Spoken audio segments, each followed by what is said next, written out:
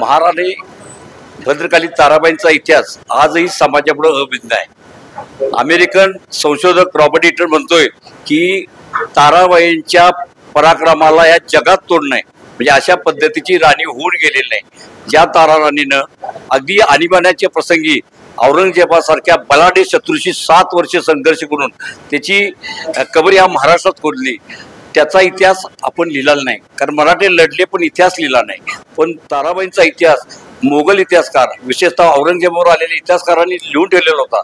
तो इतिहास या ठिकाणी मांडून लोकांच्यासाठी, शिवप्रेमींसाठी उपलब्ध केलेला आहे। त्याचबरोबर राजर्षी छत्रपती शाहू महाराजांनी महाराणी ताराबाईंचं कृतज्ञतापूर्वक त्यांचा महापराक्रम चिरंतन राहावा म्हणून त्यांनी केलेला कार्य आढावा, त्यांनी केलेले आदेश समाजापुढे, म्हणजे एकंदरीत ताराराणींचं जे कार्यकर्तृत्व आहे समाजापुढे यावं म्हणून या प्रदर्शनाची निर्मिती केलेली आहे। ती आपण राज्याभिषेक सोहळ्यानिमित्त केलेली आहे असं या ठिकाणी मी नमूद करू शकतो।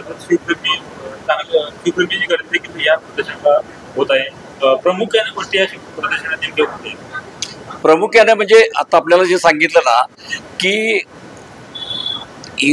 मोगल इतिहासकार म्हणजे त्यावेळी औरंगजेबावर स्वतः त्याच्यावर आले तारीख ते इतिहास लिहित होते।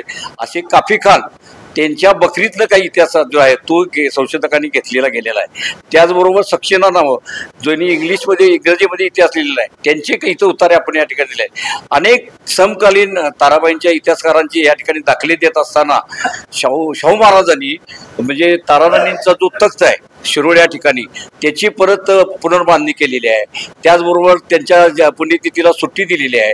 त्यांची म्हणजे प्रचंड आहे। आमची मागणी काय असणार आहे, एवढा हा पराक्रम करणाऱ्या महाराणी ताराराणीचा जो आता समाधी दुर्लक्षित राहिलेली आहे ती पुन्हा उभा राहावी हीच आमच्या शिवप्रेमींची इच्छा आहे।